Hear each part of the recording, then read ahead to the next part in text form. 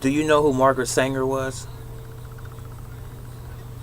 Well, Margaret Sanger was a white woman that was born here in New York City in 1879.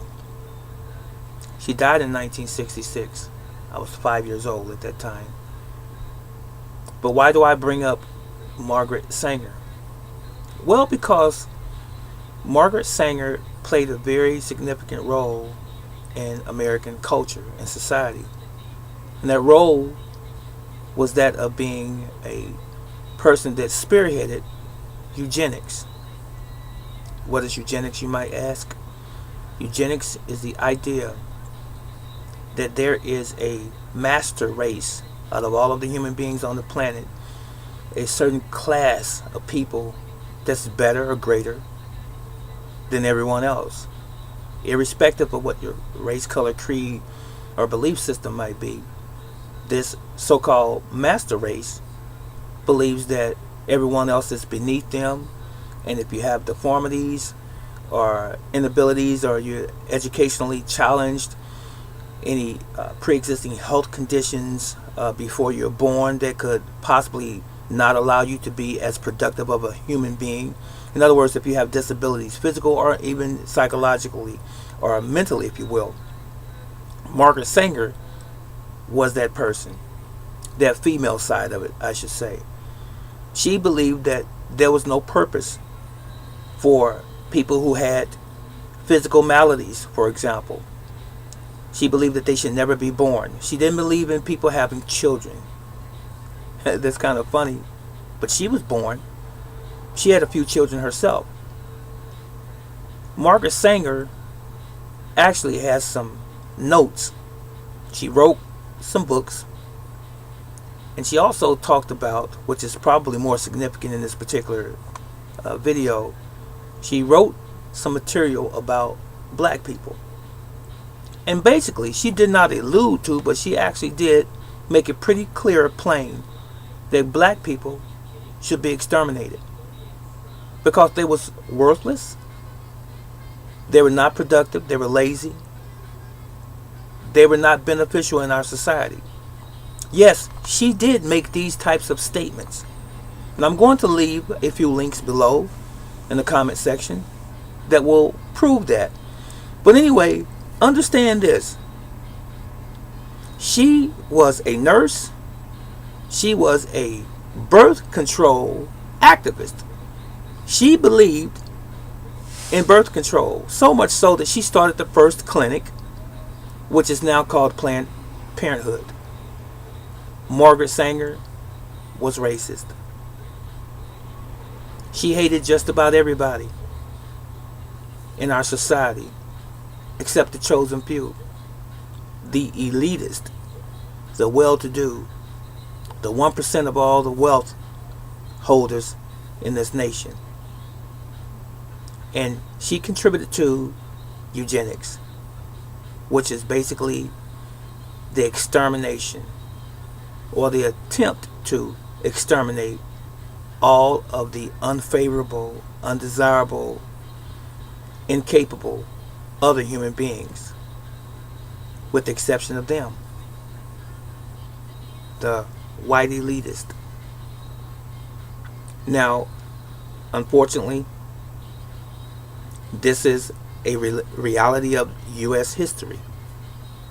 Now, there's some going to say that I'm spewing hate messages. I'm not. I'm only telling the truth. Wouldn't you want to know the truth? Why are we so ashamed of the truth as it relates to our history? Now, history wasn't just white history. History was American Indian history. It was black history. It was Jewish history, and so on. All of these culminated here in America. So it's all relevant because we learn why we are where we are today from our history.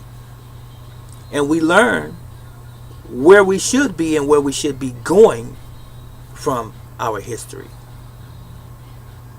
If we didn't have history to reflect back on, where would we be?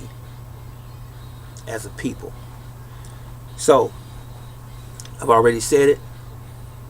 Margaret Sanger started the first death camp for babies, unborn babies, called now Planned Parenthood. I know we want to dress it up, not me, but collectively as people. We want to say, oh, Planned Parenthood is good. It teaches people how to have safe sex. They give out condoms to men or young boys and so forth so they won't bring babies into the world. You better get the big picture. It's a little bit more than that. It's deeper than that. But the question is, how far do you want to go down the rabbit hole and find the real truth about Planned Parenthood? It is the extermination of as many black people and as many poor white people as they can possibly exterminate.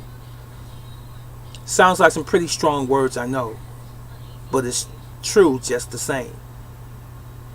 Did you not know that doctors get paid between $400-$600 for an abortion? Did you not know also that these doctors make $2,000 to $3,000 or even more depending on what state they're in and how many they perform per day? They get well up to $4,000 to $6,000 in cash, not checks, not money orders, not paid through your insurance. You're paying in cash.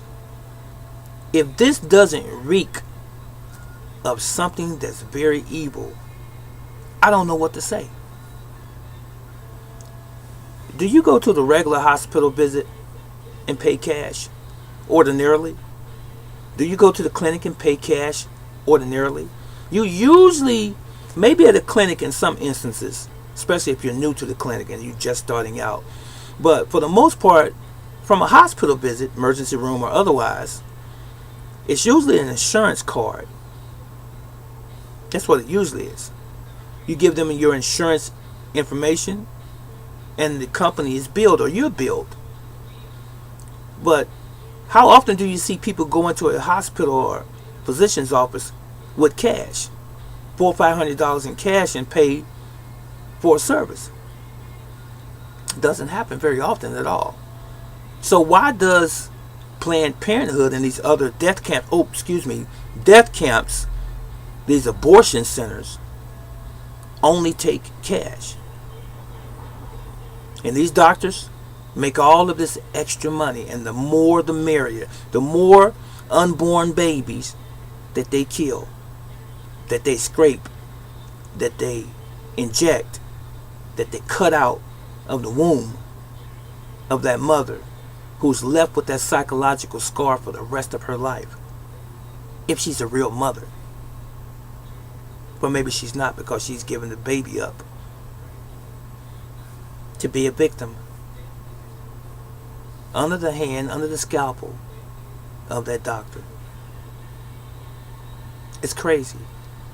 Now, I could probably be a little bit more grotesque and leave you a whole lot of pictures of babies being butchered in abortion clinics, stuck in the brain with a syringe to ensure that they're dead,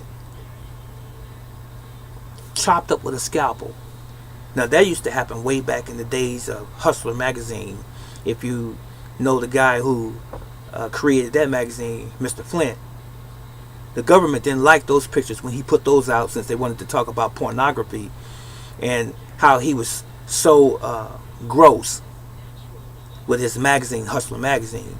But he said, if this is gross, what about these pictures of these people being blown to pieces in Vietnam? What about these babies in these abortion clinics that are being chopped up with a scalpel before they even can see life? What about that? So while we're talking about Planned Parenthood, before I leave, let me ask you a question. Is that unborn fetus alive? Is it a human being? There have been discussions and debates for years. We all know the obvious answer. But those of you who are part of the killing, especially those mothers who walk into those clinics and allow the doctors to even perform that abortion on you, you know it's alive, because that's the only reason you're there in the first place. because you feel, I'm not ready for children, I'm not financially able to take care of a child, or maybe even you were raped.